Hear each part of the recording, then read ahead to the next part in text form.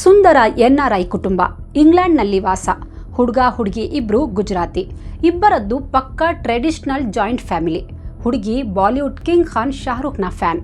ನನ್ನ life partner Shahrukh ಥರನೇ ಸಖತ್ ರೊಮ್ಯಾಂಟಿಕ್ ಆಗಿರಬೇಕು ಅಂತ ಕನಸು ಕಂಡಿದ್ಲು.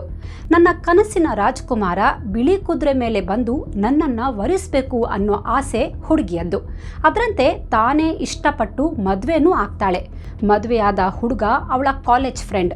ಎಲ್ಲವೂ ಚೆನ್ನಾಗೇ ಇತ್ತು. ಆದರೆ ಅದೊಂದು ದಿನ ಆ ಸುಂದರ ಯುವತಿ ತನ್ನ ಮನೆಯಲ್ಲೇ ಸತ್ತು ಬಿದ್ದಿದ್ಲು. ಗಂಡ ಪಿಜ್ಜಾ ತಗೊಂಡು ಬರುವಷ್ಟರಲ್ಲಿ ಯಾರೋ ಅವಳ ಕೈಕಾಲು ಕಟ್ ಪಾಲಿಥೀನ್ ಕವರ್ನಿಂದ ಗಟ್ಟಿಸಿ ಬರ್ಬರವಾಗಿ ಕೊಲೆ ಮಾಡಿಬಿಟ್ಟಿದ್ರು. ಕೊಲೆಗೆ ಕಾರಣ ಆಕೆಗೆ ಗೊತ್ತಾಗಿದ್ದ ಒಂದು ಸತ್ಯ. ಹಾಗಾದರೆ ಆ ಸತ್ಯ ಯಾವುದು? ಜಸ್ಟ್ ಅವಳಿಗೆ ಸತ್ಯ ಗೊತ್ತಾಗಿದೆ ಅನ್ನೋ ಕಾರಣಕ್ಕೆ ಒಬ್ಬ ಅಮಾಯಕಳನ್ನು ಕೊಂದಿದ್ದು ಯಾಕೆ? ಕೊಲೆ ಮಾಡಿದ್ಯಾರು? ಲಂಡನ್ ಪೊಲೀಸರ ಇನ್ವೆಸ್ಟಿಗೇಷನ್ ಹೇಗಿತ್ತು? ಇದೆಲ್ಲದರ ಬಗ್ಗೆ ನಮ್ಮ ಇವತ್ತಿನ ಸ್ಟೋರಿಯಲ್ಲಿ ಹೇಳ್ತೀವಿ. ನಾನು ಸಮೀನಾ. ನಮ್ಮ ಇವತ್ತಿನ ಸ್ಟೋರಿ ಒಬ್ಬ ಇಂಡಿಯನ್ ಯುವತಿಯದ್ದೇ. ಬಟ್ ಕಥೆ ಸ್ಟಾರ್ಟ್ ಆಗೋದು ಇಂಗ್ಲೆಂಡ್ನಿಂದ. ಅವತ್ತು 14 ಮೇ 2018 ರಾತ್ರಿ 8:20 ಸುಮಾರು ಕ್ಲೀವ್ಲ್ಯಾಂಡ್ ಪೊಲೀಸ್ ಸ್ಟೇಷನ್ಗೆ ಒಂದು ಎಮರ್ಜೆನ್ಸಿ ಕಾಲ್ ಬಂದಿತ್ತು. ಫೋನ್ ಮಾಡಿದವನು ಸರ್ ಎಮರ್ಜೆನ್ಸಿ ಅಂತ ಹೇಳಿ ಗಾಬರಿಯಲ್ಲಿ ಅಳ್ತಾ ಇದ್ದ. ಪೊಲೀಸರು ಅವನಿಗೆ ಸಮಾಧಾನ ಮಾಡಿ ಅವನ ಹೆಸರು ಕೇಳ್ತಾರೆ. ಆದರೆ ಆ ವ್ಯಕ್ತಿ ಎಷ್ಟು ಹೆದರಿಬಿಟ್ಟಿದ್ದ ಅಂದರೆ ಪೊಲೀಸರು ಏನು ಕೇಳ್ತಿದ್ದಾರೋ ಅದಕ್ಕೆ ರಿಪ್ಲೈ ಕೊಡೋ ಸ್ಥಿತಿಯಲ್ಲಿರಲಿಲ್ಲ. ಏನೇನೋ ಬಡಬಡಾಯಿಸ್ತಾ ಇದ್ದ. ಓಕೆ ಕಾಮ್ ಡೌನ್ ಅಂತ ಹೇಳಿ ಪೊಲೀಸರು ಮಾತಿಗಿಳಿತಾರೆ. ಸಾವರಿಸಿಕೊಂಡು ಸರ್, ನನ್ನ ಹೆಸರು ಮಿತೇಶ್ ಪಟೇಲ್. ನನ್ನ ಹೆಂಡತಿ ಜೆಸ್ಸಿಕಾ ಪಟೇಲ್ ಮನೆಯಲ್ಲಿ ಕೆಳಗಡೆ ಬಿದ್ದಿದ್ದಾಳೆ. ಯಾರೋ ಅವಳ ಕೈ ಕಾಲನ್ನು ಡಕ್ ಟೇಪಲ್ಲಿ ಇಟ್ಟಿದ್ದಾರೆ. ಅವಳ ಮೂಗಿಂದ ರಕ್ತ ಬರ್ತಾ ಇದೆ. ಕುತ್ತಿಗೆ ಹತ್ರನೂ ಗಾಯದ ಗುರುತುಗಳಿವೆ. ಅವಳು ಮನೆಯ ಲಿವಿಂಗ್ ರೂಮ್ನಲ್ಲಿ ಕಾನ್ಷಿಯಸ್ ಆಗಿ ಬಿದ್ದಿದ್ದಾಳೆ. ಬೇಗ ಏನಾದರೂ ಮಾಡಿ ಸರ್ ಅಂತ ಹೇಳ್ತಾನೆ. ನಾನು ಎಲ್ಲೋ ಆಚೆ ಹೋಗಿದ್ದೆ. 1 ಗಂಟೆ ಬಿಟ್ಟು ರಿಟರ್ನ್ ಬರೋವಷ್ಟರಲ್ಲಿ ಇಷ್ಟೆಲ್ಲ ಆಗೋಗಿದೆ ಅಂತ ಮತ್ತೆ ಹೇಳ್ತಾನೆ. ಜೆಸ್ಸಿಕಾ ಕೈಕಾಲುಗಳು ಆಗಿದ್ವು. ಮಿತೇಶ್ ಗಾಬರಿಯಲ್ಲಿದ್ದ. ಏನು ಮಾಡಬೇಕು ಗೊತ್ತಾಗ್ತಾ ಇರಲಿಲ್ಲ. ಫೋನ್ನಲ್ಲೇ ಪೊಲೀಸರು ಅವನ ಅಡ್ರೆಸ್ ತಗೊಂಡು ತಕ್ಷಣ ಆಂಬ್ಯುಲೆನ್ಸ್ ಮತ್ತು ಪೊಲೀಸರನ್ನು ಮನೆಗೆ ಕಳಿಸ್ತಾರೆ. ಆಂಬ್ಯುಲೆನ್ಸ್ ಮತ್ತು ಪೊಲೀಸ್ ಟೀಮ್ ಮನೆ ತಲುಪೋವರೆಗೂ ಕ್ಲೀವ್ಲ್ಯಾಂಡ್ ಪೊಲೀಸರು ಮಿತೇಶ್ ಜೊತೆ ಫೋನ್ನಲ್ಲಿ ಮಾತಾಡ್ತಾನೆ ಇರ್ತಾರೆ. ಯಾಕಂದರೆ ಕೆಲವೊಮ್ಮೆ ಇಂಥ ಸಿಚುವೇಶನ್ನಲ್ಲಿ ಗಾಬರಿಯಲ್ಲಿರೋ ವ್ಯಕ್ತಿ ತಾನೇ ಏನಾದರೂ ಮಾಡಿಕೊಂಡು ಚಾನ್ಸಸ್ ಇರುತ್ತೆ. ಸೊ ಅವನನ್ನು ಮಾತಲ್ಲಿ ಎಂಗೇಜ್ ಇಟ್ಟಿದ್ರು. ಇದು ಇಂಗ್ಲೆಂಡ್ ಪೊಲೀಸರ ಕಾರ್ಯಕ್ಷಮತೆ. ಮಿತೇಶ್ ಎಷ್ಟು ಹೆದರಿದ್ದ ಅಂದರೆ ಅವನ ಫ್ಯಾಮಿಲಿಯವರಿಗೂ ಇನ್ಫಾರ್ಮ್ ಮಾಡೋಕೆ ಧೈರ್ಯ ಇರಲಿಲ್ಲ. ಜೆಸ್ಸಿಕಾ ಪಟೇಲ್ ಫ್ಯಾಮಿಲಿ UK ಅಲ್ಲೇ ಇರ್ತಾಯಿದ್ರು. ಸ್ವಲ್ಪ ಹೊತ್ತಿನ ನಂತರ ಪೊಲೀಸ್ ಮತ್ತು ಆಂಬ್ಯುಲೆನ್ಸ್ ಮಿತೇಶ್ ಮನೆಗೆ ಬಂದಿತ್ತು. ಫೊರೆನ್ಸಿಕ್ ಟೀಮ್ ಕೂಡ ಅವರ ಜೊತೆಗೆ ಬಂದಿತ್ತು. ಅವರೆಲ್ಲ ಬಂದ ಮೇಲೆ ಫೋನ್ನಲ್ಲಿದ್ದ ಕ್ಲೀವ್ಲ್ಯಾಂಡ್ ಪೊಲೀಸರು ಸರಿ, ನೀವೀಗ ಹೋಗಿ ಅಲ್ಲಿ ಬಂದಿರೋ ಪೊಲೀಸರಿಗೆ ಎಲ್ಲ ಹೇಳಿ, ಅವರು ಸಹಾಯ ಮಾಡ್ತಾರೆ ಅಂತ ಫೋನ್ ಕಟ್ ಮಾಡ್ತಾರೆ. ಮನೆಯೊಳಗೆ ಬಂದ ಟೀಮ್ ಮಿತೇಶ್ನನ್ನು ಒಂದು ಕಡೆ ಕೂರಿಸ್ತಾರೆ. ಫೊರೆನ್ಸಿಕ್ ಟೀಮ್ ಜೆಸ್ಸಿಕಾಳ ದೇಹ ಪರಿಶೀಲನೆ ಮಾಡ್ತಾರೆ. ಅಷ್ಟೊತ್ತಿಗಾಗಲೇ ಜೆಸ್ಸಿಕಾ ಪಟೇಲ್ ಸತ್ತು ಹೋಗಿದ್ಲು. ಆಕೆಗೆ ಜಸ್ಟ್ 34 ವರ್ಷ ವಯಸ್ಸು. ಪೊಲೀಸ್ ಟೀಮ್ ಮನೆಯಲ್ಲಿ ಪರಿಶೀಲನೆ ಮಾಡ್ತಾರೆ. ಇನ್ವೆಸ್ಟಿಗೇಟ್ ಮಾಡಿದ ಪೊಲೀಸರಿಗೆ ಕೆಲವು ಅನುಮಾನ ಬಂದಿತ್ತು. ಮನೆಗೆ ಯಾರೂ ಬಲವಂತವಾಗಿ ನುಗ್ಗಿರೋ ಹಾಗೆ ಕಾಣ್ತಾ ಇರಲಿಲ್ಲ. ಅಂದರೆ ಯಾರೋ ಪರಿಚಿತರೇ ನಿರ್ಭಯವಾಗಿ ಮನೆಗೆ ಬಂದು ಜೆಸ್ಸಿಕಾಳನ್ನು ಕ್ರೂರವಾಗಿ ಮಾಡಿ ಪರಾರಿಯಾಗಿರಬಹುದು ಅಂತ ಡೌಟ್ ಪಡ್ತಾರೆ. ಇನ್ನೊಂದು ವಿಚಾರ ಅಂದರೆ ಮನೆಯಿಂದ ಯಾವ ವಸ್ತು ಕಳ್ತನ ಆಗಿರಲಿಲ್ಲ. ಬಟ್ಟೆ ಬರೆ ಮನೆ ಸಾಮಾನೆಲ್ಲ ಅಲ್ಲಲ್ಲಿ ಹರಡ್ಕೊಂಡಿದ್ವು. ಅಂದರೆ ಇದು ಹಣಕ್ಕಾಗಿ ಮಾಡಿದ ಹತ್ಯೆ ಅಲ್ಲ. ಜೆಸ್ಸಿಕಾಳನ್ನು ಕೊಲೆ ಮಾಡೋ ಉದ್ದೇಶದಿಂದಾನೇ ಕೊಲೆಗಡುಕರು ಮನೆಗೆ ನುಗ್ಗಿದ್ರು ಅನ್ನೋದು ಕನ್ಫರ್ಮ್ ಆಗಿತ್ತು. ಬಹುಶಃ ಕೊಲೆಗಡುಕರಿಂದ ಬಿಡಿಸ್ಕೊಳ್ಳೋಕೆ ಹೋಗಿ ಮನೆ ವಸ್ತುಗಳೆಲ್ಲ ಚೆಲ್ಲಾಪಿಲ್ಲಿ ಆಗಿರ್ಬೋದು ಅನ್ನಿಸ್ತಾ ಇತ್ತು. ಅಥವಾ ಕೊಲೆ ಮಾಡಿದ ನಂತರ ಸುಮ್ಮನೆ ಸೀನ್ ಕ್ರಿಯೇಟ್ ಮಾಡೋಕೆ ಅಪರಾಧಿಗಳು ಹೀಗೆ ಮಾಡಿರೋ ಸಾಧ್ಯತೆ ಇತ್ತು. ಹಾಗಾದರೆ ಹೂ ಜೆಸ್ಸಿಕಾ? ಅವಳನ್ನು ಇಷ್ಟೊಂದು ಕ್ರೂರವಾಗಿ ಸಾಯಿಸೋಕೆ ಕಾರಣ ಏನು? ಅವಳ ಮೇಲೆ ಯಾರಿಗೆ ಇಷ್ಟೊಂದು ದ್ವೇಷ? ಇವೆಲ್ಲ ಪ್ರಶ್ನೆಗಳು ಪೊಲೀಸರನ್ನು ಕಾಡ್ತಿತ್ತು. ಇದೆಲ್ಲದರ ನಡುವೆ ಪೊಲೀಸರ ಪ್ರೈಮ್ ಸಸ್ಪೆಕ್ಟ್ ಮಿತೇಶ್ ಆಗಿದ್ದ. ಅದು ಸಹಜ ಕೂಡ. ಅವತ್ತು ಮಿತೇಶ್ ಮನೆಗೆ ಬಂದವನು ರಿಟರ್ನ್ ಯಾಕೆ ಹೋದ? ಈ ಕೊಲೆಯಲ್ಲಿ ಅವನ ಪಾತ್ರ ಏನಾದರೂ ಇರಬಹುದಾ? ಕೊಲ್ಲೋಕೆ ಮೋಟಿವ್ ಏನಿರಬಹುದು? ಇಷ್ಟೆಲ್ಲ ಪ್ರಶ್ನೆಗಳು ಪೊಲೀಸರನ್ನು ಕಾಡ್ತಿದ್ವು. ಅಷ್ಟರಲ್ಲಿ ಜೆಸ್ಸಿಕಾ ಕುಟುಂಬದವರಿಗೂ ವಿಚಾರ ಗೊತ್ತಾಗಿತ್ತು. ಪೊಲೀಸರು ಜೆಸ್ಸಿಕಾಳ ಕೊಲೆಯಾಗ್ಬಿಟ್ಟಿದೆ ಅಂತ ಹೇಳಿದಾಗ ತಂದೆ ಜೆ ಪಟೇಲ್ ಕುಸಿದು ಬಿದ್ದಿದ್ರು. ಮುದ್ದಿನ ಮಗಳ ಸಾವಿನ ಸುದ್ದಿ ಕೇಳಿ ನಿತ್ರಾಣಗೊಂಡಿದ್ರು. ಬೇಗ ಮಗಳ ಮನೆಗೆ ಬರ್ತಾರೆ. ಮನೆಯ ಮೂಲೆಯಲ್ಲಿ ಮಿತೇಶ್ ಕೂತ್ಕೊಂಡು ಅಳ್ತಾ ಇದ್ದ. ಮೊದಲು ಅವನನ್ನು ಸಮಾಧಾನ ಮಾಡ್ತಾರೆ. ಜೆಸ್ಸಿಕಾ ತಂಗಿ ಮೀನಲ್ ಪಟೇಲ್ ಕೂಡ ಸ್ಥಳಕ್ಕೆ ಬರ್ತಾಳೆ. ಮೀನಲ್ ಭಾವನಿಗೆ ಸಮಾಧಾನ ಮಾಡ್ತಾಳೆ. ಮಿತೇಶ್ ಮೀನಲ್ ಹೆಗಲಿಗೆ ಒರಗಿ ಜೋರಾಗಿ ಅಳ್ತಾ ಇರ್ತಾನೆ. ಜೆಸ್ಸಿಕಾ ನನ್ನನ್ನು ಬಿಟ್ಟು ಹೋಗ್ಬಿಟ್ಲು, ನನ್ನನ್ನು ಒಂಟಿ ಮಾಡಿಬಿಟ್ಲು ಅಂತ ಹೇಳ್ತಾ ಮತ್ತೆ ಅಳ್ತಾನೆ. ನನಗೆ ಜೆಸ್ಸಿಕಾ ಬೇಕು ಅಂತ ಪುಟ್ಟ ಮಗು ಥರ ಚಂಡಿ ಹಿಡಿದಿದ್ದ. ಮೀನಲ್ ಅವನನ್ನು ಸಮಾಧಾನ ಮಾಡ್ತಾಳೆ. ಅಳ್ಬೇಡಿ ಬಾವಾ, ನಾವೆಲ್ಲರೂ ನಿಮ್ಮ ಜೊತೆ ಇದ್ದೀವಿ, ಏನಾಯಿತು ಹೇಳಿ ಅಂತಾಳೆ. ಅಳ್ತಾನೆ ನಡೆದ ವಿಷಯ ಹೇಳ್ತಾನೆ. ನಾನು ಪಿಜ್ಜಾ ತರೋಕೆ ಹೊರಗೆ ಹೋಗಿದ್ದೆ. ಮನೆಗೆ ಬರುವಷ್ಟರಲ್ಲಿ ಹೀಗೆಲ್ಲ ಆಗೋಗಿದೆ. ನಾನು ಯಾಕಾದರೂ ಆ ಹಾಳು ಪಿಜ್ಜಾ ತರೋಕೆ ಹೋದ್ನೋ. ಆ ಪಾಪಿಗಳು ಜೆಸ್ಸಿಕಾಳನ್ನು ಕೊಲ್ಲೋ ಬದಲು ನನ್ನನ್ನು ಸಾಯಿಸಬಾರ್ದಿತ್ತಾ ಅಂತ ಮತ್ತೆ ಅಳ್ತಾನೆ. ಮಿತೇಶ್ ಮನೆ ಇರೋದು ಇಂಗ್ಲೆಂಡ್ನ ಮಿಡಲ್ಸ್ಬ್ರೋನಲ್ಲಿ. ಇದು ಇಂಗ್ಲೆಂಡ್ನಲ್ಲಿ one of the safest place ಅಂತ ಹೇಳ್ತಾರೆ. ಈ ಏರಿಯಾದಲ್ಲಿ ಯಾವತ್ತೂ ಕೊಲೆ, ಸುಲಿಗೆ, ದರೋಡೆಯಂತಹ ಘಟನೆ ಆಗಿರಲೇ ಇಲ್ಲ. ಇದೇ ಫಸ್ಟ್ ಕೇಸ್. ಹೀಗಾಗಿ ಜೆಸ್ಸಿಕಾ ಕೊಲೆಯಿಂದಾಗಿ ನೆರೆಹೊರೆಯವರು ಭಯಪಟ್ಕೊಂಡಿದ್ರು. ಪ್ರೈಮರಿ ಇನ್ವೆಸ್ಟಿಗೇಷನ್ನಲ್ಲಿ ಈ ಕೊಲೆ ಹಿಂದೆ ಯಾರೋ ಕ್ಲೋಸ್ ಒನ್ ಕೈವಾಡ ಇರೋದು ಗೊತ್ತಾಗಿತ್ತು. ಜೆಸ್ಸಿಕಾಳನ್ನು ಕೊನೆಯದಾಗಿ ಜೀವಂತವಾಗಿ ನೋಡಿದ್ದ ವ್ಯಕ್ತಿ ಅಂದರೆ ಅದು ಜೆಸ್ಸಿಕಾ ಗಂಡ ಮಿತೇಶ್ ಒಬ್ಬನೇ. ಮಿತೇಶ್ಗೂ ಏನು ತೋಚ್ತಾ ಇರಲಿಲ್ಲ. ಇಲ್ಲಿ ನಮಗೆ ಯಾರ ಜೊತೆನೂ ದ್ವೇಷ ಇಲ್ಲ, ನಾವಿಬ್ಬರೂ ಚೆನ್ನಾಗಿದ್ವಿ, ಯಾವತ್ತೂ ಜಗಳ ಆಡಿರಲಿಲ್ಲ, ಮತ್ತಾರು ಕೊಲೆ ಮಾಡಿದ್ರು ಅಂತ ತಾನೇ ಏನೇನೋ ಬಡಬಡಾಯಿಸ್ತಾ ಇದ್ದ. ಹಾಗಾದರೆ ಇಷ್ಟು ಮುದ್ದಾಗಿದ್ದ ಜೆಸ್ಸಿಕಾಳನ್ನು ಕೊಂದವರು ಯಾರು? 72 ಗಂಟೆಯಲ್ಲೇ ಒಂದು ಭಯಾನಕ ಸಂಗತಿ ರಿವೀಲ್ ಆಗೋದ್ರಲ್ಲಿತ್ತು. ಅದನ್ನು ಕೇಳಿ ಜೆಸ್ಸಿಕಾ ಫ್ಯಾಮಿಲಿ ಅವಕ್ಕಾಗ್ಬಿಟ್ಟಿತ್ತು. ಏನದು ಸಂಗತಿ ಮುಂದೆ ಹೇಳ್ತೀವಿ ನೋಡಿ. ಅದಕ್ಕೂ ಮೊದಲು ಜೆಸ್ಸಿಕಾ ಮತ್ತು ಮಿತೇಶ್ನ ಫ್ಲ್ಯಾಶ್ ಬ್ಯಾಕ್ ಹೇಳಿಬಿಡ್ತೀವಿ. ಅದು ಇಂಗ್ಲೆಂಡ್ನ ಲಿಂಥ್ರೋಪ್ ಮಿಡಲ್ಸ್ಬ್ರೋ ಏರಿಯಾ. ಇಲ್ಲಿ 36 ವರ್ಷದ ಮಿತೇಶ್ ಪಟೇಲ್ ಮತ್ತು 34 ವರ್ಷದ ಜೆಸ್ಸಿಕಾ ಖುಷಿಯಾಗಿ ಇರ್ತಿದ್ರು. ಇವರಿಬ್ಬರು ಗುಜರಾತ್ನವರು, ಆದರೆ ಹಲವು ವರ್ಷಗಳಿಂದ UK ಅಲ್ಲಿ ಇರ್ತಾ ಇದ್ರು. ಇಬ್ಬರದ್ದು ಟ್ರೆಡಿಷನಲ್ ಜಾಯಿಂಟ್ ಫ್ಯಾಮಿಲಿ. ಜೆಸ್ಸಿಕಾ ಹುಟ್ಟಿದ್ದು ಇಂಗ್ಲೆಂಡ್ನಲ್ಲೇ. ಜೆಸ್ಸಿಕಾ ಅಪ್ಪ ಅಮ್ಮನಿಗೆ 3 ಹೆಣ್ಣು ಮಕ್ಕಳು, ಇವಳೇ ದೊಡ್ಡವಳು. ಜೆಸ್ಸಿಕಾಗೆ ಚಿಕ್ಕವಳಿಂದಾನೇ ಬಾಲಿವುಡ್ ಫಿಲ್ಮ್ಸ್ ಅಂದರೆ ಸಖತ್ ಕ್ರೇಜ್. ಅದರಲ್ಲೂ ಶಾರುಖ್ ಖಾನ್ ಅಂದರೆ ಸಖತ್ ಫೇವ್ರೇಟ್. ಶಾರುಖ್ನ ಎಲ್ಲ ರೊಮ್ಯಾಂಟಿಕ್ ಮೂವೀಸ್ ನೋಡಿ ಬೆಳೆದವಳು. ಎಲ್ಲ ಹುಡುಗಿರ ಥರ ಮದುವೆ ಬಗ್ಗೆ ಸುಂದರ ಕನಸು ಕಟ್ಕೊಂಡಿದ್ಲು. ನನ್ನ ಲೈಫ್ ಪಾರ್ಟ್ನರ್ ಶಾರುಖ್ ಖಾನ್ ಥರನೇ ರೊಮ್ಯಾಂಟಿಕ್ ಆಗಿರಬೇಕು, ನನ್ನನ್ನು ತುಂಬ ಪ್ರೀತಿಸಬೇಕು ಅಂತ ಆಸೆ ಪಟ್ಟಿದ್ಲು. ಜೆಸ್ಸಿಕಾ ಓದೋದ್ರಲ್ಲೂ ತುಂಬ ಚೂಟಿ ಇದ್ಲು. 2002ರಲ್ಲಿ ಫಾರ್ಮಸಿ ಸ್ಟಡಿ ಮಾಡೋಕೆ ಮ್ಯಾಂಚೆಸ್ಟರ್ ಯೂನಿವರ್ಸಿಟಿನಲ್ಲಿ ಅಡ್ಮಿಷನ್ ತಗೋತಾಳೆ. ಇದೇ ಕಾಲೇಜಲ್ಲಿ ಅವಳಿಗೆ ಮಿತೇಶ್ ಪರಿಚಯ ಆಗ್ತಾನೆ. ಇಬ್ಬರ ಈ ಪರಿಚಯ ಸ್ನೇಹಕ್ಕೆ ತಿರುಗುತ್ತೆ. ಕೆಲವೇ ದಿನಗಳಲ್ಲಿ ಇಬ್ಬರಲ್ಲೂ ಪ್ರೇಮಾಂಕುರವಾಗಿತ್ತು. ಜೆಸ್ಸಿಕಾ ತನ್ನ ಸೆಲೆಕ್ಷನ್ ಬಗ್ಗೆ ತನ್ನ ತಂಗಿಯರಿಗೆ ಹೇಳಿದ್ಲು. ನನಗೆ ಒಬ್ಬ ಹುಡುಗನ ಮೇಲೆ ಲವ್ ಆಗಿದೆ, ಅವನು ಸಖತ್ ಹ್ಯಾಂಡ್ಸಮ್ ಆಗಿದ್ದಾನೆ, ಅವನು ನನ್ನನ್ನು ತುಂಬ ಪ್ರೀತಿಸ್ತಾನೆ, ಅವನು ಭಾರತದವನೇ, ಪಟೇಲ್ ಫ್ಯಾಮಿಲಿ, ನಾನು ಅವನ ಜೊತೆ ಮದುವೆ ಮಾಡಿಕೊಳ್ಳೋ ಪ್ಲಾನ್ ಮಾಡ್ತಿದ್ದೀನಿ ಅಂತ ಹೇಳಿದ್ಲು. ಜೆಸ್ಸಿಕಾ ಫ್ಯಾಮಿಲಿ ಇಂಗ್ಲೆಂಡ್ನಲ್ಲಿದ್ದರು. ಪಕ್ಕಾ ಟ್ರೆಡಿಷ್ನಲ್ ಫ್ಯಾಮಿಲಿ ಆಗಿತ್ತು. ಸಂಪ್ರದಾಯ, ಆಚರಣೆ ಎಲ್ಲದಕ್ಕೂ ಹೆಚ್ಚು ಮಹತ್ವ ಕೊಡ್ತಾ ಇದ್ರು. ಬಟ್ ಹುಡುಗ ಕೂಡ ಗುಜರಾತ್ನವನೇ ಆಗಿದ್ದರಿಂದ ಯಾರಿಗೂ ಜೆಸ್ಸಿಕಾ ಮತ್ತು ಮಿತೇಶ್ ರಿಲೇಷನ್ಶಿಪ್ ಬಗ್ಗೆ ತಕರಾರು ಇರಲಿಲ್ಲ. 2009ರಲ್ಲಿ ಮಿತೇಶ್ ತನ್ನ ಎಜುಕೇಷನ್ ಮುಗಿಸ್ತಾನೆ. ಮನೆಯವರು ಮದುವೆ ಮಾಡ್ಕೊ ಅಂತ ಪ್ರೆಷರ್ ಹಾಕ್ತಾರೆ. ಹೇಗೂ ನೀವಿಬ್ಬರು ಪ್ರೀತಿಸ್ತಾ ಇದ್ದೀರಾ, ನಮ್ದ್ಯಾರದ್ದು ತಕರಾರಿಲ್ಲ, ಮದುವೆ ಮಾಡ್ಕೊಳ್ಳಿ ಅಂತ ಹೇಳ್ತಾರೆ. ಆದರೆ ಜೆಸ್ಸಿಕಾಳ ಎಜುಕೇಷನ್ ಇನ್ನೂ ಮುಗ್ದಿರಲಿಲ್ಲ. ಕೋರ್ಸ್ ಮುಗಿಯೋಕೆ ಇನ್ನೂ 1 ವರ್ಷ ಬಾಕಿ ಇತ್ತು. ಆದರೆ ಮದುವೆ ಆದಮೇಲೆ ಓದು ಮುಂದುವರಿಸೋಣ ಅಂತ ಜೆಸ್ಸಿಕಾ ಮದುವೆಗೆ ಒಪ್ಕೋತಾಳೆ. ಮದುವೆ ಬಗ್ಗೆ ಸಖತ್ ಪ್ಲಾನಿಂಗ್ ಮಾಡ್ತಾರೆ. ನಮ್ಮ ಮದುವೆ ಹೀಗೇ ಆಗಬೇಕು, ಡೆಕೋರೇಷನ್ ಹೀಗಿರಬೇಕು, ಹಾಗಿರಬೇಕು ಅಂತ ಮಾತಾಡ್ತಾರೆ. ಟಿಪಿಕಲ್ ಬಾಲಿವುಡ್ ಸ್ಟೈಲ್ನಲ್ಲಿ ಮದುವೆ ಆಗಬೇಕು ಅಂತ ಪ್ಲ್ಯಾನ್ ಮಾಡ್ತಾಳೆ. ಮದುವೆ ಬಗ್ಗೆ ಜೆಸ್ಸಿಕಾ ತುಂಬ ಖುಷಿಯಲ್ಲಿದ್ಲು. ನನಗೆ ಮದುವೆಗೆ ಇಂಡಿಯನ್ ಸ್ಟೈಲ್ ಕಾಸ್ಟ್ಯೂಮ್ ಬೇಕು ಅಂತ ಜೆಸ್ಸಿಕಾ ತನ್ನ ತಂಗಿ ಜೊತೆ ಭಾರತಕ್ಕೆ ಬಂದು ಮದುವೆ ಶಾಪಿಂಗ್ ಮಾಡಿದ್ಲು. ಲೆಹೆಂಗಾ, ಸೀರೆ, ಬಳೆ ಸೇರಿದಂತೆ ಮದುವೆಗೆ ಇಲ್ಲಿಂದನೇ ಎಲ್ಲ ಶಾಪಿಂಗ್ ಮಾಡ್ಕೊಂಡಿದ್ಲು. ಮದುವೆ ಕೂಡ ಇಲ್ಲೇ ಭಾರತದಲ್ಲೇ ಆಗಬೇಕು, ನಮ್ಮ ನೆಂಟರಿಷ್ಟರೆಲ್ಲ ಇಲ್ಲೇ ಇದ್ದಾರೆ, ಅವರೆಲ್ಲರ ಸಮ್ಮುಖದಲ್ಲೇ ಮದುವೆ ನಡಿಬೇಕು ಅಂತ ಡಿಸೈಡ್ ಮಾಡ್ತಾರೆ. ಅದರಂತೆ 2009ರಲ್ಲಿ ಭಾರತದಲ್ಲೇ ತುಂಬ ಗ್ರ್ಯಾಂಡ್ ಆಗಿ ಮದುವೆ ನೆರವೇರಿತ್ತು. ಎರಡೂ ಕುಟುಂಬದವರ ಸಂಭ್ರಮಕ್ಕೆ ಪಾರವೇ ಇರಲಿಲ್ಲ. ಜೆಸ್ಸಿಕಾ ಹೇಗೆ ಕನಸು ಕಂಡಿದ್ಲೋ ಹಾಗೆ ಅವಳ ಮದುವೆ ನೆರವೇರಿತ್ತು. ಎಲ್ಲರೂ ಖುಷಿಯಲ್ಲಿದ್ದರು. ಆದರೆ ಈ ಖುಷಿಗೆ ಹೆಚ್ಚು ದಿನ ವ್ಯಾಲಿಡಿಟಿ ಇರಲಿಲ್ಲ. ಆಲ್ರೆಡಿ ಜೆಸ್ಸಿಕಾಳ ಡೇಟ್ ಫಿಕ್ಸ್ ಆಗಿತ್ತು. ಮದುವೆ ಮುಗಿದ ಮೇಲೆ ಎಲ್ಲರೂ ಮತ್ತೆ ಯುಕೆಗೆ ಬಂದ್ಬಿಟ್ಟಿದ್ರು. ಜೆಸ್ಸಿಕಾ ಮಿತೇಶ್ ಮನೆಗೆ ಸೊಸೆಯಾಗಿ ಹೋಗ್ತಾಳೆ. ಅಲ್ಲಿಂದ ಜೆಸ್ಸಿಕಾಳ ಹೊಸ ಬದುಕು ಆರಂಭವಾಗಿತ್ತು. ಆರಂಭದಲ್ಲಿ ಎಲ್ಲವೂ ಚೆನ್ನಾಗಿತ್ತು. ಆದರೆ ಈಗ ನಾನು ಕನಸಿನ ಲೋಕದಿಂದ ಹೊರಗೆ ಬರಬೇಕು ಅನ್ನೋ ಸತ್ಯ ಜೆಸ್ಸಿಕಾಗೆ ಸ್ಲೋಲಿ ಅರ್ಥ ಆಗ್ತಾ ಹೋಯಿತು. ಬರೀ ಒಂದೇ ವರ್ಷದಲ್ಲಿ ಮಿತೇಶ್ ಮತ್ತು ಜೆಸ್ಸಿಕಾ ನಡುವೆ ಪ್ರಾಬ್ಲಮ್ ಸ್ಟಾರ್ಟ್ ಆಗಿತ್ತು. ಅದು ಜುಲೈ 2010. ಜೆಸ್ಸಿಕಾಳ graduation day. ಯಾವುದೋ ಕಾರಣಕ್ಕೆ ಇಬ್ಬರ ಮಧ್ಯೆ ಜಗಳ ಸ್ಟಾರ್ಟ್ ಆಗಿತ್ತು.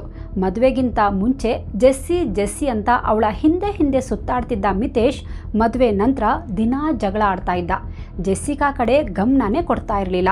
ಅವಳ ಬೇಕು ಬೇಡಗಳನ್ನು ಅರ್ಥ ಮಾಡ್ಕೋತಾ ಇರಲಿಲ್ಲ. ಇಬ್ಬರ ನಡುವೆ ಇಮೋಷ್ನಲ್ ಬಾಂಡಿಂಗ್ ಮಿಸ್ಸಿಂಗ್ ಆಗಿತ್ತು. ಫಿಸಿಕಲ್ ಇಂಟಿಮಸಿ ಮಾಯ ಆಗಿತ್ತು. ಮೊದಲೇ ಬಾಲಿವುಡ್ ಮೂವೀಸ್ ನೋಡಿ ಬೆಳೆದ ಜೆಸ್ಸಿಕಾಗೆ ಲವ್, ಕೇರ್, ಅಫೆಕ್ಷನ್, ರೊಮ್ಯಾನ್ಸ್ ಎಲ್ಲ ಬೇಕಾಗಿತ್ತು. ಆದರೆ ಅದೆಲ್ಲ ರಿಯಲ್ ಲೈಫಲ್ಲಿ ಮಿಸ್ಸಿಂಗ್ ಇತ್ತು. ಇವಳ ಪಾಲಿಗೆ ಉಳಿದದ್ದು ಒಂಟಿತನ ಮಾತ್ರ. ಬರ್ಬರ್ತಾ ಮಿತೇಶ್ ಜೆಸ್ಸಿಕಾಳನ್ನು ಕಂಟ್ರೋಲ್ ಮಾಡೋಕ್ಕೆ ಟ್ರೈ ಮಾಡ್ತಾ ಇದ್ದ. ಜೆಸ್ಸಿಕಾಳನ್ನು ಅಪ್ಪ ಅಮ್ಮನ ಮನೆಗೂ ಕಳಿಸ್ತಾ ಇರಲಿಲ್ಲ. ಒಮ್ಮೆ ಅಜ್ಜನಿಗೆ ಹುಷಾರಿಲ್ಲ, ಆಸ್ಪತ್ರೆಗೆ ಅಡ್ಮಿಟ್ ಮಾಡಿದ್ದಾರೆ.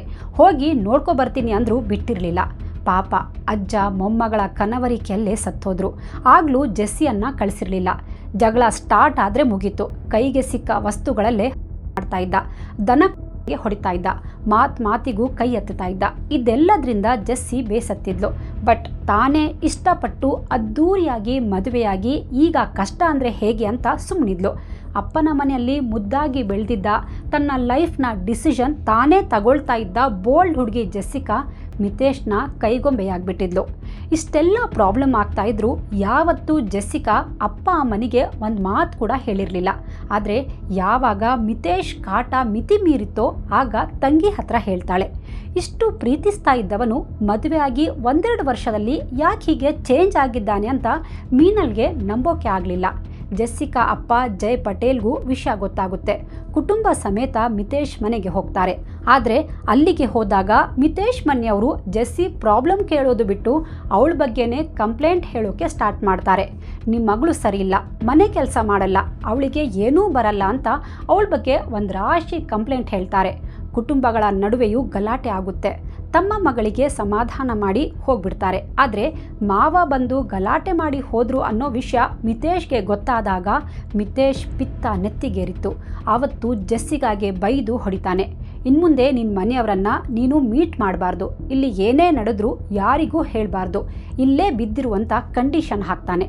ನಮ್ಮಿಬ್ಬರ ಮಧ್ಯೆ ಯಾರೂ ಮೂರನೇವರು ಮಾತಾಡಬಾರ್ದು, ನನಗೆ ಯಾರೂ ಸಜೆಷನ್ ಕೊಡೋ ಅವಶ್ಯಕತೆ ಇಲ್ಲ ಅಂತ ರೇಗಾಡಿದ್ದ.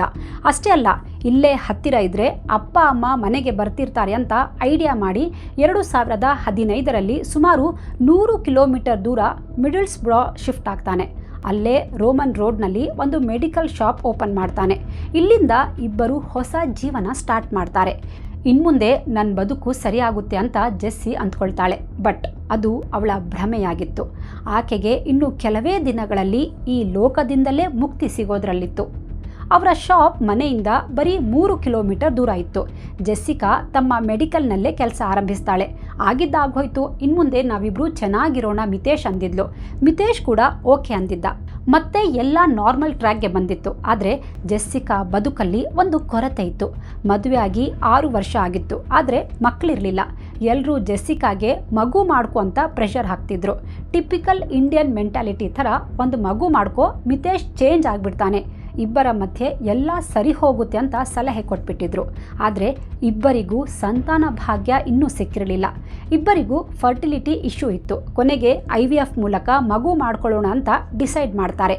ಜೆಸ್ಸಿಕಾಗೆ 2015ರಲ್ಲಿ ಟ್ರೀಟ್ಮೆಂಟ್ ಸ್ಟಾರ್ಟ್ ಆಗುತ್ತೆ. ಆದರೆ 3 IVF ಅಟೆಂಪ್ಟ್ ಫೇಲ್ ಆಗಿಬಿಡುತ್ತೆ. ಬಾಡಿ ಮೇಲೆ ಇಷ್ಟೊಂದು ಪ್ರಯೋಗ ಮಾಡಿದರೆ ಆಬ್ವಿಯಸ್ಲಿ ಹೆಲ್ತ್ ಪ್ರಾಬ್ಲಮ್ ಆಗೇ ಆಗುತ್ತಲ್ವಾ. ಹಾಗೆಯೇ ಜೆಸ್ಸಿಕಾಗೂ ಸೈಡ್ ಎಫೆಕ್ಟ್ ಸ್ಟಾರ್ಟ್ ಆಗಿತ್ತು. ಅವಳು ಡಿಸಾರ್ಡರ್ ಮತ್ತು ಡಿಪ್ರೆಷನ್ಗೆ ತುತ್ತಾಗಿದ್ಲು. ಟ್ಯಾಬ್ಲೆಟ್ಸ್ ತಗೋತಾ ಇದ್ಲು. ಆವತ್ತು 9 ಮೇ 2018 ಜೆಸ್ಸಿ ಬಾಳಲ್ಲಿ ಅತ್ಯಂತ ಖುಷಿ ದಿನ. ಯಾಕಂದರೆ ಅವತ್ತು IVFನ 4ನೇ ಅಟೆಂಪ್ಟ್ ಸಕ್ಸಸ್ ಆಗಿತ್ತು. ಅಂದರೆ ಮದುವೆಯಾಗಿ 9 ವರ್ಷದ ನಂತರ ಜೆಸ್ಸಿಕಾಳ ತಾಯಿಯಾಗೋ ಕನಸು ನನಸು ಆಗೋದ್ರಲ್ಲಿತ್ತು. ಈ ಖುಷಿ ವಿಚಾರ ಅಪ್ಪ ಅಮ್ಮನಿಗೆ ಹೇಳೋಕೆ ಮನೆಗೆ ಹೋಗ್ತಾಳೆ. ತಮ್ಮ ಮಗಳು 9 ವರ್ಷದ ನಂತರ ಅಮ್ಮ ಆಗ್ತಿರೋ ವಿಚಾರ ಕೇಳಿ ಕುಟುಂಬದವರು ತುಂಬ ಸಂತೋಷ ಪಡ್ತಾರೆ. ಎಲ್ಲರೂ ಆ ಕ್ಷಣವನ್ನು ಸೆಲೆಬ್ರೇಟ್ ಮಾಡ್ತಾರೆ. ಬಟ್ ವಿಧಿಯಾಟ ಬೇರೆನೇ ಇತ್ತು. ಅವತ್ತು 14 ಮೇ 2018 ಜೆಸ್ಸಿಕಾಳ ಕೊಲೆಯಾಗಿ ಹೋಗಿತ್ತು. ಯಾರೋ ಅವಳ ಕೈ ಕಾಲಿಗೆ ಟೇಪ್ ಸುತ್ತಿ ಬ್ಯಾಗ್ನಿಂದ ಮಾಡಿ ಉಸಿರು ಕೊಲೆ ಮಾಡಿಬಿಟ್ಟಿದ್ರು. ಪೊಲೀಸರು ಪೋಸ್ಟ್ ಮಾರ್ಟಮ್ ಮಾಡಿಸಿ ದೇಹ ಕುಟುಂಬದವರಿಗೆ ಕೊಡ್ತಾರೆ. ಹಿಂದೂ ಸಂಪ್ರದಾಯದಂತೆ ಅಂತ್ಯಕ್ರಿಯೆ ಮಾಡಿ ಮುಗಿಸ್ತಾರೆ. ಅವತ್ತು 17 ಮೇ 2018 ಜೆಸ್ಸಿ ಕೊಲೆಯಾಗಿ 3 ದಿನ ಆಗೋಗಿತ್ತು. 3 ದಿನ ಆದರೂ ಪೊಲೀಸರಿಗೆ ಕೊಲೆಯ ಮೋಟಿವ್ ಕ್ಲಿಯರ್ ಆಗಿರಲಿಲ್ಲ. ಕೊಲೆಗಾರರ ಸುಳಿವು ಸಿಕ್ಕಿರಲಿಲ್ಲ. ಇನ್ವೆಸ್ಟಿಗೇಟ್ ಮಾಡ್ತಿದ್ದ ಪೊಲೀಸರು ಮಿತೇಶ್ ಮನೆ ಹೊರಗಡೆ ಇದ್ದ CCTV ನೋಟಿಸ್ ಮಾಡಿದ್ರು. ಆದರೆ ಅದರ ಫುಟೇಜ್ ಪೊಲೀಸರಿಗೆ ಸಿಕ್ಕಿರಲಿಲ್ಲ. ನಿತೇಶ್ ಹತ್ರ CCTV ಫುಟೇಜ್ ಕೇಳಿದ್ಕೆ ಇಲ್ಲ ಸರ್, ಮೇ ಬಿ ಕಳ್ಳರು ಹಾರ್ಡ್ ಡ್ರೈವ್ ಎತ್ಕೊಂಡು ಹೋಗಿರ್ಬೋದು ಅಂದಿದ್ದ. ಕ್ಲೀವ್ಲ್ಯಾಂಡ್ ಪೊಲೀಸರಿಗೆ ಅವನ ಮೇಲೆ ಅನುಮಾನ ಬಂದರೂ ಅದನ್ನು ತೋರಿಸದೆ ತಂಪಾಡಿಗೆ ತಾವು ತನಿಖೆ ಮುಂದುವರೆಸಿದ್ರು. ಮತ್ತೆ ಮಿತೇಶ್ ಮನೆಗೆ ಬರ್ತಾರೆ. ಮನೆಯ 1 ಇಂಚು ಬಿಡದೆ ತಪಾಸಣೆ ಮಾಡ್ತಾರೆ. ಅಲ್ಲಿ ಡ್ರಾವರ್ನ ಕಾರ್ನರ್ನಲ್ಲಿ ಒಂದು ಹಾರ್ಡ್ ಡ್ರೈವ್ ಬಚ್ಚಿಡಲಾಗಿತ್ತು. ಇದು ಪೊಲೀಸರಿಗೆ ಸಿಕ್ಕ ಮೇಜರ್ ಕ್ಲೂ ಆಗಿತ್ತು. ಕೊಲೆಗಾರರು ಯಾರು ಅನ್ನೋದು ಈ CCTVಯಲ್ಲಿ ರೆಕಾರ್ಡ್ ಆಗಿರ್ಬೋದು ಅಂತ ಒಂದೊಂದೇ ಫುಟೇಜ್ ಅನಲೈಸ್ ಮಾಡ್ತಾರೆ. ಪೊಲೀಸರ ಅನುಮಾನ ನಿಜವಾಗಿತ್ತು. ಆ CCTVಯಲ್ಲಿ ಒಂದು ವಿಷಯ ಕ್ಲಿಯರ್ ಆಗಿತ್ತು. ಅವತ್ತು ಎಲ್ಲಿಂದಲೋ ಬಂದು ಜೆಸ್ಸಿ ತಾನೇ ಕಾರ್ ಪಾರ್ಕ್ ಮಾಡಿ ಮನೆ ಒಳಗೆ ಹೋಗ್ತಾಳೆ. ಆಗ ಮಿತೇಶ್ ಮನೆಯಲ್ಲೇ ಇದ್ದ. ಸುಮಾರು 45 ನಿಮಿಷಗಳ ನಂತರ ಮಿತೇಶ್ ಮನೆಯಿಂದ ಹೊರಗೆ ಹೋಗ್ತಾನೆ. ನಂತರ 1 ಗಂಟೆ ತನಕ ಯಾರೂ ಮನೆ ಒಳಗೆ ಬಂದಿಲ್ಲ. 1 ಗಂಟೆ ನಂತರ ಕೈಯಲ್ಲಿ ಪಿಜ್ಜಾ ಹಿಡ್ಕೊಂಡು ಮಿತೇಶ್ ಮನೆ ಒಳಗೆ ಎಂಟರ್ ಆಗ್ತಾನೆ. ಅಲ್ಲಿಗೆ ಆ 45 ನಿಮಿಷದಲ್ಲೇ ಏನೋ ಆಗಿದೆ. ಬಹುಶಃ ಮಿತೇಶ್ ತಾನೇ ಕೊಲೆ ಮಾಡಿ ಹೊರಗೆ ಹೋಗಿ ವಾಪಸ್ ಬಂದು ನಾಟಕ ಆಡಿದ್ದಾನೆ ಅನ್ನೋದು ಪೊಲೀಸರ ಥಿಯರಿಯಾಗಿತ್ತು. ತಕ್ಷಣ ಪೊಲೀಸರು ಜೆಸ್ಸಿಕಾ ತಂದೆ ಜೆ ಪಟೇಲ್ಗೆ ಫೋನ್ ಮಾಡ್ತಾರೆ. ನಿಮ್ಮ ಅಳಿಯಾನೇ ನಿಮ್ಮ ಮಗಳನ್ನು ಕೊಂದಿದ್ದಾನೆ ಅಂತ ಹೇಳ್ತಾರೆ. ಅವರಿಗೆ ಪೊಲೀಸರ ಮಾತಿನ ಮೇಲೆ ವಿಶ್ವಾಸವೇ ಆಗಲಿಲ್ಲ. ಜೆಸ್ಸಿಕಾ ಕುಟುಂಬದವರಿಗೆ ಮಿತೇಶ್ ಮೇಲೆ ಸ್ವಲ್ಪನೂ ಅನುಮಾನ ಇರಲಿಲ್ಲ. ಪೊಲೀಸರ ಮಾತು ಕೇಳಿ ದಿಗ್ಭ್ರಾಂತರಾಗಿ ಬಿಡ್ತಾರೆ. ಮಿತೇಶ್, ನಾನು ಫುಲ್ ಪ್ರೂಫ್ ಪ್ಲಾನ್ ಮಾಡಿದ್ದೀನಿ, ಯಾವತ್ತೂ ನಾನು ಸಿಕ್ಕಾಕೊಳ್ಳಲ್ಲ ಅನ್ನೋ ಓವರ್ ಕಾನ್ಫಿಡೆನ್ಸ್ನಲ್ಲಿ ಓಡಾಡ್ತಾ ಇದ್ದ. ಬಟ್ ಆ CCTV ಫುಟೇಜ್ ಡಿಸ್ಟ್ರಾಯ್ ಮಾಡೋದು ಮರ್ತುಬಿಟ್ಟಿದ್ದ. ಪೊಲೀಸರು ಜೆಸ್ಸಿಕಾ ಕೊಲೆ ಆರೋಪದಲ್ಲಿ ಮಿತೇಶ್ ಪಟೇಲ್ನನ್ನು ಅರೆಸ್ಟ್ ಮಾಡ್ತಾರೆ. ಜೆಸ್ಸಿಕಾ ಕುಟುಂಬದವರು ಸೇರಿ ಪೊಲೀಸರಿಗೆ ಇದ್ದದ್ದು ಒಂದೇ ಪ್ರಶ್ನೆ, ಅದು ಕೊಲೆಗೆ ಕಾರಣ ಏನು ಅನ್ನೋದು. ಇಬ್ಬರು ಪ್ರೀತಿಸಿ ಮದುವೆ ಆಗಿದ್ರು. 9 ವರ್ಷ ಜೊತೆಯಲ್ಲಿ ಸಂಸಾರ ಮಾಡಿದ್ರು. ಮತ್ತೆ ಸಾಯಿಸುವಂಥದ್ದು ಏನಾಯಿತು? ಪೊಲೀಸರು ಮಿತೇಶ್ನ ವಿಚಾರಣೆ ಸ್ಟಾರ್ಟ್ ಮಾಡ್ತಾರೆ. ಸ್ಟಾರ್ಟಿಂಗ್ನಲ್ಲಿ, ಸರ್, ನನ್ನನ್ನು ಯಾಕೆ ಅರೆಸ್ಟ್ ಮಾಡಿದ್ದೀರಾ? ನಾನೇನೂ ಮಾಡಿಲ್ಲ. ನಾನು ಯಾಕೆ ಕೊಲೆ ಮಾಡಲಿ? ಅವಳು ನನ್ನ ಹೆಂಡತಿ. ನಾವಿಬ್ಬರು ಒಬ್ಬರನ್ನೊಬ್ಬರು ತುಂಬ ಪ್ರೀತಿಸ್ತಾ ಇದ್ವಿ. ನಿಮಗೆಲ್ಲೋ ಮಿಸ್ಅಂಡರ್ಸ್ಟ್ಯಾಂಡಿಂಗ್ ಆಗಿದೆ ಅಂತ ಜೋರಾಗಿ ಅಳೋಕೆ ಸ್ಟಾರ್ಟ್ ಮಾಡ್ತಾನೆ. ನಾನು ಮೆಡಿಕಲ್ ಶಾಪ್ನಿಂದ ಮನೆಗೆ ಬಂದು ಬ್ಯಾಗ್ ಇಟ್ಟು ಪಿಜ್ಜಾ ತರೋಕೆ ಕಾರ್ ತಗೊಂಡು ಹೋಗಿದ್ದೆ. ಬೇಕಿದ್ರೆ ನೀವು ಪಿಜ್ಜಾ ಶಾಪ್ನಲ್ಲಿ ಚೆಕ್ ಮಾಡಿ ಅಂತಾನೆ. ಅದಕ್ಕೆ ಪೊಲೀಸರು, ಮಿತೇಶ್, ನಿನ್ನ ನಾಟಕ ಇನ್ನೂ ನಡೆಯಲ್ಲ. ನಾವು ಎಲ್ಲವನ್ನ ಚೆಕ್ ಮಾಡಿದ್ದೀವಿ. ನೀನು ಮನೆಗೆ ಬಂದಿದ್ದೂ ಗೊತ್ತು, ಹೊರಗೆ ಹೋಗಿದ್ದೂ ಗೊತ್ತು, ಪಿಜ್ಜಾ ಶಾಪ್ಗೆ ಹೋಗಿದ್ದು ನಮಗೆ ಗೊತ್ತು ಅಂತಾರೆ. ಇಷ್ಟು ಕೇಳಿದ ಕೂಡಲೇ ಬೆವ್ತು ಹೋಗ್ತಾನೆ. ಇಲ್ಲ, ನಾನು ಮಧ್ಯಾಹ್ನ 3:15 ನಂತರ ಮನೆಗೆ ಬಂದಿಲ್ಲ ಅಂದ್ಬಿಡ್ತಾನೆ. ಜೆಸ್ಸಿಕಾಳನ್ನು ನಾನು ನೋಡೇ ಇಲ್ಲ ಅಂತಾನೆ. ಅಲ್ಲಿಗೆ ಆತನೇ ಏನು ಮಾಡಿದ್ದಾನೆ ಅನ್ನೋದು ಪೊಲೀಸರಿಗೆ ಕನ್ಫರ್ಮ್ ಆಗಿತ್ತು. CCTV ಫುಟೇಜ್ ಸೇರಿ ಇವನ ವಿರುದ್ಧ ಎಲ್ಲ ಎವಿಡೆನ್ಸ್ನ ಪೊಲೀಸರು ಅದಾಗಲೇ ಕಲೆ ಹಾಕಿದ್ರು. ಅವನ ಮನೆಯಿಂದ ಅರ್ಧ ಬಳಸಿರೋ ಡಕ್ ಟೇಪ್ ರೋಲ್ ವಶಪಡಿಸಿಕೊಂಡಿದ್ರು. ಅದೇ ಟೇಪ್ನಿಂದ ಜೆಸ್ಸಿಕಾಳ ಕೈಕಾಲು ಮಾಡಲಾಗಿತ್ತು. ಇದಿಷ್ಟೇ ಅಲ್ಲ, ಮನೆಯಲ್ಲಿ ಖಾಲಿ ಕೂಡ ಸಿಕ್ಕಿತ್ತು. ಅದರಲ್ಲಿ ಸ್ವಲ್ಪ ಏನಿತ್ತು. ಕೊಲೆ ಆದ ದಿನವೇ ಪೊಲೀಸರು, ಏನದು ನಿನ್ನ ಮುಖದ ಮೇಲೆ ಮಾರ್ಕ್, ಯಾರು ಪರಿಚಿದ್ದು ಅಂತ ಮಿತೇಶ್ನನ್ನ ಕೇಳಿದ್ರು. ಅದಕ್ಕವನು ಜಿಮ್ಮಲ್ಲಿ ವರ್ಕೌಟ್ ಮಾಡುವಾಗ ಏನೋ ತಾಗಿದೆ ಅಂತ ಹೇಳಿದ್ದ. ಬಟ್ ಅದು ಜೆಸ್ಸಿಕಾ ಪರಿಚಿದ್ದ ಗಾಯ ಅನ್ನೋದು ಪೊಲೀಸರು ಕನ್ಫರ್ಮ್ ಮಾಡಿದ್ರು. ಎಲ್ಲ ಎವಿಡೆನ್ಸ್ ಮಿತೇಶ್ ಮುಂದೆ ಇಟ್ಟಾಗ ಇನ್ನೂ ನನ್ನ ಡ್ರಾಮಾ ನಡೆಯಲ್ಲ ಅಂತ ಗೊತ್ತಾಗಿ ಮಿತೇಶ್ ತನ್ನ ಕಥೆ ಸ್ಟಾರ್ಟ್ ಮಾಡ್ತಾನೆ. ಇಲ್ಲಿಂದ ಯಾರು ಊಹಿಸದ ಒಂದು ಭಯಾನಕ ಕ್ರೈಮ್ ಚಾಪ್ಟರ್ ತೆರೆದುಕೊಳ್ಳುತ್ತೆ. ಅದು ಲವ್ ಟ್ರಯಾಂಗಲ್ ಸ್ಟೋರಿ. ಲಂಡನ್ನ ಮಿತೇಶ್ ಮತ್ತು ಆಸ್ಟ್ರೇಲಿಯಾ ಡಾಕ್ಟರ್ ನಡುವಿನ ಪ್ರಣಯದ ಸ್ಟೋರಿ. ಅದು 14 ಮೇ 2018 ಸಂಜೆ 7 ಗಂಟೆ ಸುಮಾರು. ಫಾರ್ಮಸಿಯಲ್ಲಿ ಕೆಲಸ ಮುಗಿಸಿ ಜೆಸ್ಸಿಕಾ ಮನೆಗೆ ಬಂದಿದ್ಲು. ಆದರೆ ಅವಳು ಬರೋ ಮುಂಚೆನೇ ನಾನು ಮನೆಗೆ ಹೋಗಿದ್ದೆ. ನಾನು ಮನೆಯಲ್ಲಿದ್ದೀನಿ ಅನ್ನೋದು ಅವಳಿಗೆ ಗೊತ್ತಿರಲಿಲ್ಲ. ಅವಳು ಡೋರ್ ಓಪನ್ ಮಾಡಿಕೊಂಡು ಒಳಗೆ ಬಂದ ಕೂಡಲೇ ನಾನು ಅವಳ ಮೇಲೆ ಮಾಡಿಬಿಟ್ಟೆ. ಮೊದಲು ಜೆಸ್ಸಿಕಾಗೆ ರೇಂಜ್ನಿಂದ ಓವರ್ ಕೊಟ್ಟೆ. ಇದರಿಂದ ಅವಳು ನಿತ್ರಾಣಗೊಂಡು ಫೈಟ್ ಬ್ಯಾಕ್ ಮಾಡೋಕ್ಕಾಗಲಿಲ್ಲ. ಅವಳು ನೆಲದ ಮೇಲೆ ಬಿದ್ದುಬಿಟ್ಲು. ನಂತರ ಅವಳ ಕುತ್ತಿಗೆ, ಆಮೇಲೆ ಒಂದು ಪಾಲಿಥಿನ್ ಬ್ಯಾಗ್ ತಗೊಂಡು ಅವಳ ಮುಖ ಗಟ್ಟಿ ಹಿಡ್ಕೊಂಡೆ. ಬಿಟ್ಬಿಡು ಅಂತ ಆಚಿದ್ಲು. ತನ್ನ ಉಗುರುಗಳಿಂದ ಮುಖ ಪರ್ಚಿದ್ಲು. ಆದರೂ ನಾನು ಬಿಡಲಿಲ್ಲ. ಅವಳು ಅಲ್ಲೇ ಸಾರ್ ಅಂತ ಈ ಪಾಪಿ ಒಂಚೂರು ನೋವಿಲ್ಲದೆ ಪೊಲೀಸರಿಗೆ ಸ್ಟೇಟ್ಮೆಂಟ್ ಕೊಡ್ತಾನೆ. ಕೊಲೆ ಮಾಡಿದ ನಂತರ ಕೈ ಕಾಲುಗಳನ್ನು ಡಕ್ಟ್ ಟೇಪ್ನಿಂದ ಮನೆ ಸಾಮಾನೆಲ್ಲ ಆಚೀಚೆ ಹರಡಿದೆ. ಯಾರೋ ದರೋಡೆಕೋರರು ಮಾಡಿದ್ದಾರೆ ಅನ್ನೋ ರೀತಿ ಸೀನ್ ಕ್ರಿಯೇಟ್ ಮಾಡಿದೆ. ನಂತರ ಮನೆ ಹತ್ರನೇ ಇದ್ದ ಒಂದು ಪಿಜ್ಜಾ ಶಾಪ್ಗೆ ಹೋದೆ. ಪಿಜ್ಜಾ ತಗೊಂಡು ಜೆಸ್ಸಿಕಾ ಫೋನ್ಗೆ ಪಿಜ್ಜಾ ತಗೊಂಡೆ ಅಂತ ಟೆಕ್ಸ್ಟ್ ಮಾಡಿದೆ. ಪಿಜ್ಜಾ ತಗೊಂಡು 8:30 ಸುಮಾರಿಗೆ ಮನೆಗೆ ಬಂದೆ. ನಂತರ ನಾನೇ 999 ಎಮರ್ಜೆನ್ಸಿ ನಂಬರ್ಗೆ ಫೋನ್ ಮಾಡಿ ನಾಟಕ ಆಡಿದೆ ಸರ್ ಅಂತ ಪೊಲೀಸರಿಗೆ ಹೇಳ್ತಾನೆ. ಇವನ ಸ್ಟೇಟ್ಮೆಂಟ್ ತಗೊಂಡು ಎಲ್ಲ ಎವಿಡೆನ್ಸ್ ಕಲೆಕ್ಟ್ ಮಾಡಿಕೊಂಡು ಪೊಲೀಸರು ಮಿತೇಶ್ನನ್ನ ಕೋರ್ಟ್ಗೆ ಹಾಜರುಪಡಿಸ್ತಾರೆ. ಟೋಟಲ್ 12 ದಿನ ಟ್ರಯಲ್ ನಡೆಯುತ್ತೆ. ಕೊಲೆಗಾರ ಮಿತೇಶ್ ಅನ್ನೋದು ಗೊತ್ತಾಗಿತ್ತು. ಬಟ್ ಯಾಕೆ ಕೊಲೆ ಮಾಡ್ದ ಅನ್ನೋದು ಇನ್ನೂ ನಿಗೂಢವಾಗಿತ್ತು. ಅದು ನವೆಂಬರ್ 2018. ಮಿತೇಶ್ನ ಟ್ರಯಲ್ ಸ್ಟಾರ್ಟ್ ಆಗಿತ್ತು. ವಿಚಾರಣೆ ಸಂದರ್ಭದಲ್ಲಿ ಕೆಲವೊಂದು ಸತ್ಯ ಬಾಯ್ಬಿಟ್ಟಿದ್ದ ಮಿತೇಶ್. ಮದುವೆ ಆದ ನಂತರ ನಾನು ಮತ್ತೊಬ್ಬರ ಜೊತೆಗೂ ರಿಲೇಷನ್ಶಿಪ್ನಲ್ಲಿದ್ದೆ ಅಂತಾನೆ. ಈ ಮಾತು ಕೇಳಿ ಎಲ್ಲರಿಗೂ ಶಾಕ್ ಆಗಿತ್ತು. ಮತ್ತು ಶಾಕಿಂಗ್ ವಿಚಾರ ಅಂದರೆ ಮಿತೇಶ್ಗೆ ಅಫೇರ್ ಇದ್ದಿದ್ದು ಹೆಂಗಸಿನ ಜೊತೆ ಅಲ್ಲ, ಬದಲಿಗೆ ಒಬ್ಬ ಗಂಡಸಿನ ಜೊತೆಗೆ. ಅಂದರೆ ಮಿತೇಶ್ ಒಬ್ಬ ಬೈಸೆಕ್ಸುವಲ್ ಆಗಿದ್ದ.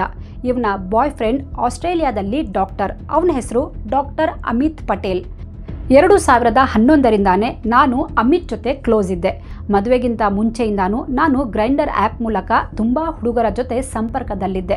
ಬಟ್ ಜೆಸ್ಸಿಕಾ ಜೊತೆ ಲವ್ ಶುರು ಆದಮೇಲೆ ಈ ಆ್ಯಪ್ ಯೂಸ್ ಮಾಡೋದು ಬಿಟ್ಬಿಟ್ಟೆ. ನನ್ನ ಅಸಲಿಯತ್ತು ಮರೆ ಮಾಚೋಕೆ ಜೆಸ್ಸಿಕಾ ಜೊತೆ ಮದುವೆ ಮಾಡಿಕೊಂಡೆ. ನನ್ನದು ಆರ್ಥೋಡಾಕ್ಸ್ ಫ್ಯಾಮಿಲಿ. ನಾನೊಬ್ಬ ಗೇ ಅಥವಾ ಬೈಸೆಕ್ಷುವಲ್ ಅನ್ನೋ ವಿಚಾರ ಯಾರೂ ಒಪ್ಕೊಳ್ಳಲ್ಲ ಅಂತ ನನಗೆ ಗೊತ್ತಿತ್ತು. ಅದಕ್ಕೆ ನಾನು ಯಾವಾಗಲೂ ಡ್ವೆಲ್ ಲೈಫ್ ಲೀಡ್ ಮಾಡ್ತಾ ಇದ್ದೆ. ಇನ್ಫ್ಯಾಕ್ಟ್ 2016ರಲ್ಲಿ ನಾನು ಆಸ್ಟ್ರೇಲಿಯಾಗೆ ಶಿಫ್ಟ್ ಆಗಿಬಿಡೋಣ, ಅಲ್ಲಿ ಅಮಿತ್ ಜೊತೆ ಮದುವೆ ಮಾಡಿಕೊಂಡು ಹೊಸ ಫ್ಯಾಮಿಲಿ ಸ್ಟಾರ್ಟ್ ಮಾಡೋಣ ಅಂದ್ಕೊಂಡಿದ್ದೆ. ಆದರೆ ಅದಕ್ಕೂ ಮುಂಚೆ ಜೆಸ್ಸಿಕಾಳನ್ನು ನನ್ನ ಬದುಕಿಂದ ದೂರ ಮಾಡಬೇಕಿತ್ತು. ಅವಳಿಗೆ ಎಲ್ಲವನ್ನ ಹೇಳಿ ದೂರ ಆಗೋಣ ಅಂದ್ಕೊಂಡೆ. ಬಟ್ ಹಾಗೆ ಮಾಡಿದರೆ ಅವಳು ಎಲ್ಲರಿಗೂ ನನ್ನ ಅಸಲಿಯತ್ತು ಹೇಳಿಬಿಡ್ತಾಳೆ ಅಂತ ಭಯ ಆಯಿತು ಸರ್ ಅಂತ ಮಿತೇಶ್ ಪೊಲೀಸರಿಗೆ ಹೇಳ್ತಾನೆ. ಅಮಿತ್ಗೆ ನನ್ನ ಈ ಕೃತ್ಯದ ಬಗ್ಗೆ ಎಲ್ಲ ಗೊತ್ತಿತ್ತು. ಅಮಿತ್ಗೆ ನಾನೇ ಎಲ್ಲ ವಿಷಯ ಹೇಳಿದ್ದೆ ಅಂತ ಮಿತೇಶ್ ಕ್ಲೀವ್ಲ್ಯಾಂಡ್ ಪೊಲೀಸರಿಗೆ ಹೇಳ್ತಾನೆ. ನನ್ನ ಪ್ಲಾನ್ ಪ್ರಕಾರ ಡಾರ್ಲಿಂಗ್ಟನ್ ಆಸ್ಪತ್ರೆಯ ಲ್ಯಾಬ್ನಲ್ಲಿದ್ದ 3 ಎಂಬ್ರಿಯೋಸನ್ನು ಜೆಸ್ಸಿಕಾ ಗೆ ಇಂಜೆಕ್ಟ್ ಮಾಡೋ ಮೊದಲೇ ಅವಳನ್ನು ಸಾಯಿಸಬೇಕಿತ್ತು. ಯಾಕಂದರೆ ಆ ಮಗು ನನಗೆ ಮತ್ತು ಅಮಿತ್ಗೆ ಬೇಕಿತ್ತು. ಅದಕ್ಕೆ 3 ಸಲ IVF ಅಟೆಂಪ್ಟ್ ಫೇಲ್ ಆದರೂ ಅವಳನ್ನು ಪದೇ ಪದೇ ಹಾಸ್ಪಿಟಲ್ಗೆ ಕರ್ಕೊಂಡು ಹೋಗ್ತಾ ಇದ್ದೆ ಅಂತಾನೆ. ಅಲ್ಲದೆ ನಾನು ನಾನ್ ವೆಜಿಟೇರಿಯನ್ ಆಗಿದ್ದು ಧಾರ್ಮಿಕ ಕಾರಣಕ್ಕೆ ಕೆಲ ದಿನಗಳಿಂದ ವೆಜ್ ಡಯಟ್ ಫಾಲೋ ಮಾಡ್ತಾ ಇದ್ದೆ. ಅದಕ್ಕೆ ನನ್ನ ಫರ್ಟಿಲಿಟಿ ಇಶ್ಯೂ ಆಗಿದೆ ಅಂತ ಹೇಳಿದ್ದೆ. ಇದರಿಂದಾಗಿ ಸ್ಪರ್ಮ್ ಕೌಂಟ್ ಕಡಿಮೆ ಆಗಿದೆ ಅಂತಾನೂ ಹೇಳಿದ್ದೆ. ಜೆಸ್ಸಿಕಾ ಸತ್ರೆ ಅವಳ ಹೆಸರಲ್ಲಿದ್ದ 2 ಮಿಲಿಯನ್ ಪೌಂಡ್ ಇನ್ಶೂರೆನ್ಸ್ ದುಡ್ಡು ನನಗೆ ಸಿಕ್ತಿತ್ತು. ಅಮಿತ್ ಮೇಲಿನ ಪ್ರೀತಿ ಮತ್ತು ದುಡ್ಡಿನ ಮೇಲಿನ ಆಸೆಗೆ ಅವಳನ್ನು ಕೊಂದ್ಬಿಟ್ಟೆ ಅಂತ ಮಿತೇಶ್ ಹೇಳ್ತಾನೆ. ಇನ್ನೊಂದು ರಿಪೋರ್ಟ್ ಪ್ರಕಾರ ಜೆಸ್ಸಿಕಾಗೆ ಮಿತೇಶ್ನ ಅಸಲಿಯತ್ತು ಗೊತ್ತಾಗೋಗಿತ್ತು. ಅವಳು ಮಿತೇಶ್ ಮತ್ತು ಅಮಿತ್ ನಡುವಿನ ಚಾಟ್ ಓದಿದ್ಲು. ಅಮಿತ್ ಮತ್ತು Mitesh girlfriend boyfriend ಥರ ಚಾಟ್ ಮಾಡಿರೋದು ಅವಳಿಗೆ ಗೊತ್ತಾಗಿತ್ತು. ಇದನ್ನು ಮಿತೇಶ್ ಹತ್ರ ಕೇಳಿದ್ದಾಳೆ. ಆಗ ಇಬ್ಬರ ಮಧ್ಯೆ ಜೋರ್ ಜಗಳ ಆಗಿತ್ತು. ಆದರೆ ಮಿತೇಶ್ ಅಮಿತ್ನನ್ನ ಫ್ರೆಂಡ್ ಅಂತ ಇಂಟ್ರೊಡ್ಯೂಸ್ ಮಾಡಿದ್ನಂತೆ. ಅಮಿತ್ ಮಿತೇಶ್ ವಿಷಯ ಎರಡೂ ಕುಟುಂಬದವರಿಗೆ ಹೇಳಿದಾಗ ಏನೋ ತಪ್ಪಾಗಿದೆ, ಕ್ಷಮಿಸಿಬಿಡು, ನೀನೇ ಅಡ್ಜಸ್ಟ್ ಮಾಡಿಕೊಂಡು ಹೋಗು ಅಂದಿದ್ರು ಅಂತಾನೂ ಹೇಳಲಾಗಿದೆ. ಅದೂ ಅಲ್ಲದೆ ಇದೆಲ್ಲದಕ್ಕೂ ನೀನೇ ಕಾರಣ ಅಂತ ಜೆಸ್ಸಿಕಾಳನ್ನೇ ಬ್ಲೇಮ್ ಮಾಡಿದ್ರಂತೆ. ಆವಾಗಲೇ ಜೆಸ್ಸಿಕಾ ಮನೆಯವರು ನೀವಿಬ್ಬರೂ ಒಂದು ಮಗು ಮಾಡ್ಕೊಳ್ಳಿ, ಎಲ್ಲವೂ ಸರಿ ಹೋಗುತ್ತೆ ಅಂತ ಸಲಹೆ ಕೊಟ್ಟಿದ್ರಂತೆ. ಅದಕ್ಕೂ ಜೆಸ್ಸಿಕಾ ಓಕೆ ಅಂತ ಸುಮ್ಮನಾಗಿದ್ಲು. ಇವತ್ತಲ್ಲ ನಾಳೆ ಮಿತೇಶ್ ಸರಿ ಹೋಗ್ತಾನೆ ಅಂತ ಕಾಯ್ತಾನೆ ಇದ್ಲು. ಆದರೆ ಈ ಪಾಪಿ ಜೆಸ್ಸಿಕಾಳನ್ನು ಬರ್ಬರವಾಗಿ ಕೊಂದು ಹಾಕಿದ್ದಾನೆ. ಪೊಲೀಸರು ಎಲ್ಲ ಸಾಕ್ಷಿ ಕಲೆ ಹಾಕಿದ್ರು. ಮಿತೇಶ್ ಮುಖದ ಮೇಲಿನ ಗಾಯ ಕೂಡ ಜೆಸ್ಸಿಕಾ ಸಾಯೋ ಮುಂಚೆ ಪರಿಚಿದ್ರಿಂದ ಆಗಿದ್ದು ಅನ್ನೋದು ಪ್ರೂವ್ ಆಗಿತ್ತು. ಮಿತೇಶ್ ಫೋನ್ನಲ್ಲಿ ಗ್ರೈಂಡರ್ ಆ್ಯಪ್ ಕೂಡ ಇತ್ತು. ಅದರಲ್ಲಿ ಅವನ ಅಕೌಂಟ್ ಕೂಡ ಇತ್ತು. ಗ್ರೈಂಡರ್ ಅಂದರೆ ಇದೊಂದು ಡೇಟಿಂಗ್ ಆ್ಯಪ್. ಇದು ಸ್ಪೆಷಲಿ LGBTQ ಕಮ್ಯುನಿಟಿಗೋಸ್ಕರ ಇರೋ ಆ್ಯಪ್. ಇದರಲ್ಲಿ ಮಿತೇಶ್ನಂಥವರು ತುಂಬ ಜನ ಸಕ್ರಿಯರಾಗಿದ್ದಾರೆ. Mitesh mobile search history recover ಮಾಡಲಾಯಿತು. ಇದರಲ್ಲಿ ಹೌ ಟು ಅನ್ನೋ ಟಾಪಿಕ್ ಸರ್ಚ್ ಮಾಡಿರೋದು ಪತ್ತೆಯಾಗಿತ್ತು. ಕೊಲೆ ಮಾಡೋ ಕೆಲ ದಿನಗಳ ಹಿಂದೆ ಅಷ್ಟೇ ಮಿತೇಶ್ ಇದೆಲ್ಲವನ್ನ ಸರ್ಚ್ ಮಾಡಿದ್ದ. ಇನ್ನೊಂದು ಟೆಕ್ನಿಕಲ್ ಎವಿಡೆನ್ಸ್ ಪೊಲೀಸರು ಕಲೆ ಹಾಕಿದ್ರು.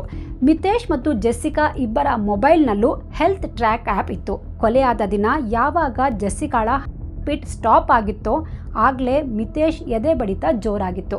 ಇದರ ಬಗ್ಗೆ ಹೆಲ್ತ್ ಟ್ರ್ಯಾಕ್ ಆ್ಯಪ್ನಲ್ಲಿ ರೆಕಾರ್ಡ್ ಆಗಿತ್ತು.